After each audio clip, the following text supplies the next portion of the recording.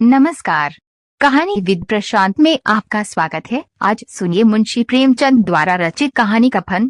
झोपड़े के द्वार पर बाप और बेटा दोनों एक बुझे हुए अलाव के सामने चुपचाप बैठे हुए हैं और अंदर बेटे की जवान बीबी बोधिया प्रसव वेदना में पछाड़ खा रही थी। रह रहकर उसके मुंह से ऐसी दिल हिला देने वाली आवाज निकलती थी कि दोनों कलेजा थाम लेते थे। जाड़ों की रात थी, प्रकृति सन्नाटे में डूबी हुई, सारा गांव अंधकार में लय हो गया था। घीसू ने कहा, मालूम होता है बचेगी नहीं, सारा दिन दौड़ते हो गया, जा देख तो आ। माधव चिढ़कर बोला, मरना ही तो है, जल्दी मर क्यों नहीं जाती, देख कर क्या करूं, तो बड़ा बेदर्द है बे। साल भर जिसके साथ सुख चैन से रहा, उसी के साथ इतनी बेवफाई तो मुझसे तो उसका तड़पना और हाथ पांव पटकना नहीं देखा जाता। चमारों का कुनबा था और सारे गांव में बदनाम। घीसू एक दिन काम करता तो 3 दिन आराम करता। माधव इतना कामचोर था कि 8 घंटे काम करता तो घंटे भर चिलम पीता, इसलिए उन्हें कहीं मजदूरी नहीं मिलती थी। घर में मुट्ठी भर भी अनाज मौजूद हो तो उनके लिए काम करने की कसम थी। जब 2-4 फाके हो जाते तो घीसू पेड़ पर चढ़कर लकड़ियां तोड़ लाता और माधव बाजार से बेच लाता, और जब तक वह पैसे रहते दोनों इधर उधर मारे मारे फिरते। गांव में काम की कमी न थी। किसानों का गांव था, मेहनती आदमी के लिए 50 काम थे, मगर इन दोनों को उसी वक्त बुलाते जब 2 आदमियों से का काम पाकर भी संतोष कर लेने के सिवा और कोई चारा न होता। अगर दोनों साधु होते तो उन्हें संतोष और धैर्य के लिए संयम और नियम की बिल्कुल जरूरत न होती। यह तो इनकी प्रकृति थी। विचित्र जीवन था इनका। घर में मिट्टी के 2-4 बर्तन के सिवा कोई संपत्ति नहीं। फट्टे चीथड़ों से अपनी नग्नता को ढांके हुए जिए जाते थे। संसार की चिंताओं से मुक्त, कर्ज से लदे हुए, गालियां भी खाते, मार भी खाते, मगर कोई गम नहीं। दीन इतने की वसूली की बिल्कुल आशा न रहने पर भी लोग इन्हें कुछ न कुछ कर्ज दे देते थे। मटर आलू की फसल में दूसरों के खेतों से मटर या आलू उखाड़ लाते और भून भान कर खा लेते, या 10-5 उखाड़ लाते और रात को चूसते। घीसू ने इसी आकाश वृत्ति से 60 साल की उम्र काटी और माधव भी सपूत बेटे की तरह बाप ही के पच्चीहनों पर चल रहा था, बल्कि उसका नाम और भी उजागर कर रहा था। इस वक्त भी दोनों अलाव के सामने बैठकर आलू भून रहे थे, जो कि किसी खेत से खोद लाए थे। घीसू की स्त्री का तो बहुत दिन हुए देहांत हो गया था। माधव का ब्याह पिछले साल हुआ था। जब से ये औरत आई थी उसने इस खानदान में व्यवस्था की नींव डाली थी और इन दोनों बेगैरतों का दोजख भरती रहती थी। जब से वह आई ये दोनों और भी आराम तलब हो गए थे, बल्कि कुछ अकड़ने भी लगे थे। कोई कार्य करने को बुलाता तो निब्राज भाव से दुगुनी मजदूरी मांगते। वही औरत आज प्रसव वेदना से मर रही थी और ये दोनों इसी इंतजार में थे कि वे मर जाए तो आराम से सोए। घीसू ने आलू निकालकर छीलते हुए कहा, जाकर देख तो क्या दशा है उसकी, चुड़ैल का फिसाद होगा और क्या, यहाँ तो ओझा भी 1 रुपया मांगता है। माधव को भय था कि वह कोठरी में गया तो घीसू आलूओं का बड़ा भाग साफ कर देगा। बोला, मुझे वहां जाते डर लगता है। डर किस बात का है, मैं तो यहाँ हूँ ही, तो तुम ही जाकर देखो न। मेरी औरत जब मरी थी तो मैं 3 दिन तक उसके पास से हिला तक नहीं, और फिर मुझसे लजाएगी कि नहीं। जिसका कभी मुंह नहीं देखा आज उसका उखड़ा हुआ बदन देखूं, उसे तन की सुध भी तो न होगी।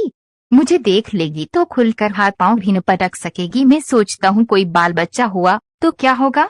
सोंठ, गुड़, तेल कुछ भी तो नहीं है घर में, सब कुछ आ जाएगा। भगवान दे तो जो लोग अभी 1 पैसा नहीं दे रहे हैं वही कल बुलाकर रुपया देंगे। मेरे 9 लड़के हुए, घर में कभी कुछ न था, मगर भगवान ने किसी न किसी तरह बेड़ा पार ही लगाया। जिस समाज में रात दिन मेहनत करने वालों की हालत उनकी हालत से कुछ बहुत अच्छी न थी, और किसानों के मुकाबले में वे लोग जो किसानों की दुर्बलताओं से लाभ उठाना जानते थे कहीं ज्यादा संपन्न थे, वहाँ इस तरह की मनोवृत्ति का पैदा हो जाना कोई अचरज की बात न थी। हम तो कहेंगे घीसू किसानों से कहीं ज्यादा विचारवान था और किसानों के विचार शून्य समूह में शामिल होने के बदले बैठकबाजों की कुत्सित मंडली में जा मिला था। हाँ, उसमें ये शक्ति न थी कि बैठकबाजों के नियम और नीति का पालन करता। इसलिए जहाँ उसकी मंडली के और लोग गांव के सरगना और मुखिया बने हुए थे, उस पर सारा गांव उंगली उठाता था। फिर भी उसे ये तस्कीन तो थी ही कि अगर वह फटेहाल है तो कम से कम उसे किसानों किसी जी तोड़ मेहनत तो नहीं करनी पड़ती और उसकी सरलता और निर्लता से दूसरे लोग बेजा फायदा तो नहीं उठाते।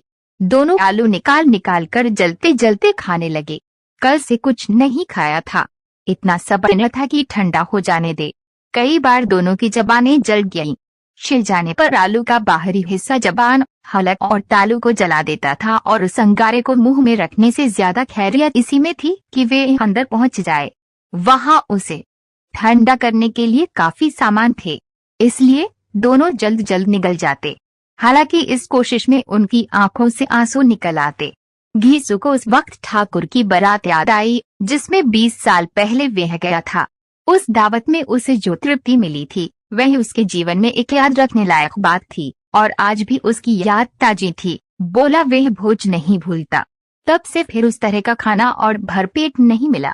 लड़के वालों ने सबको भरपेट पूड़ियाँ खिलाई थी। सबको, छोटे बड़े सबने पूड़ियाँ खाई और असली घी की चटनी, रायता, 3 तरह के सूखे साग, एक रसेदार तरकारी, दही, चटनी, मिठाई। अब क्या बताएं कि उस भोज में क्या स्वाद मिला। कोई रोक टोक नहीं थी, जो चीज चाहो मांगो, जितना चाहो खाओ। लोगों ने ऐसा खाया कि किसी से पानी न पिया गया। मगर परोसने वाले हैं कि पत्तल में गर्म गर्म गोल गोल सुवासित कचौरियां डाल देते हैं। मना करते हैं कि नहीं चाहिए। पत्तल पर हाथ रोके हुए हैं, मगर वे हैं कि दिए जाते हैं। और जब सबने मुंह धो लिया तो पान इलायची भी मिली, मगर मुझे पान लेने की कहाँ सुध थी। खड़ा हुआ न जाता था। चटपट जाकर अपने कंबल पर लेट गया। ऐसा दिल दरियाव था वो ठाकुर। माधव ने इन पदार्थों का मन ही मन मजा लेते हुए कहा, अब हमें कोई ऐसा भोज नहीं खिलाता। अब कोई क्या खिलाएगा। वह जमाना दूसरा था। अब तो सबको किफायत सूझती है। शादी ब्याह में मत खर्च करो, क्रियाकर्म में मत खर्च करो। पूछो, गरीबों का माल बटोर बटोर कर कहाँ रखोगे। बटोरने में तो कमी नहीं है, हाँ खर्च में किफायत सूझती है। तुमने 20 पूरियां खाई होंगी, 20 से ज्यादा खाई थी मैं। 50 खा जाता, 50 से कम मैंने न खाई होंगी। अच्छा पका था। तू तो मेरा आधा भी नहीं है। आलू खाकर दोनों ने पानी पिया और वहीं अलाव के सामने अपनी धोतियां ओढ़कर पांव पेट में डाले सो रहे, जैसे 2 बड़े बड़े अजगर गेंदुलिया मारे पड़े हों। और बोदिया अभी तक कराह रही थी। सबेरे माधव ने कोठरी में जाकर देखा तो उसकी स्त्री ठंडी हो गई थी। उसके मुंह पर मक्खियां भिनक रही थीं। पथराई हुई आंखें ऊपर टगी हुई थी। सारी देह धूल से लथपथ हो रही थी। उसके पेट में बच्चा मर गया था। माधव भागा हुआ घीसू के पास आया। फिर दोनों जोर जोर से हाय हाय करने और छाती पीटने लगे। पड़ोस वालों ने ये रोना धोना सुना तो दौड़े हुए आए और पुरानी मर्यादा के अनुसार इन अभागों को समझाने लगे। मगर ज्यादा रोने पीटने का अवसर न था। कफन की और लकड़ी की फिक्र करनी थी। घर में तो पैसा इस तरह गायब था जैसे चीके घोंसले में मांस। बाप बेटे रोते हुए गांव के जमींदार के पास गए। वह इन दोनों की सूरत से नफरत करते थे। कई बार इन्हें अपने हाथों से पीट चुके थे। चोरी करने के लिए, वादे पर काम पर न आने के लिए। पूछा, क्या है बेघिसुआ, रोता क्यों है। अब तो तू कहीं दिखलाई भी नहीं देता। मालूम होता है इस गांव में रहना नहीं चाहता। घीसू ने जमीन पर सिर रखकर आंखों में आंसू भरे हुए कहा, सरकार बड़ी विपत्ति में हूँ। माधव की घरवाली रात को गुजर गई। रात भर तड़पती रही सरकार। हम दोनों उसके सिरहाने बैठे रहे।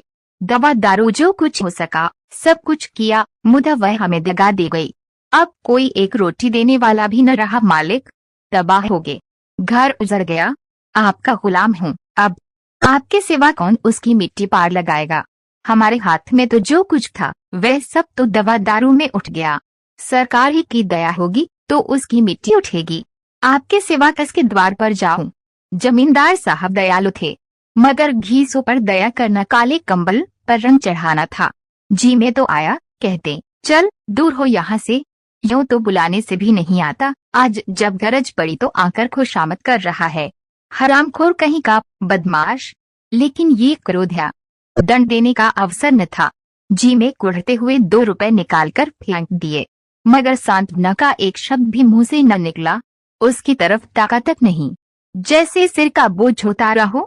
जब जमींदार साहब ने 2 रुपए दिए तो गांव के बनिए महाजनों को इनकार का साहस कैसे होता। घीसू जमींदार के नाम का ढिंढोरा भी पीटना जानता था। किसी ने 2 आने दिए, किसी ने 4 आने। 1 घंटे में घीसू के पास 5 रुपए की अच्छी रकम जमा हो गई। कहीं से अनाज मिल गया, कहीं से लकड़ी।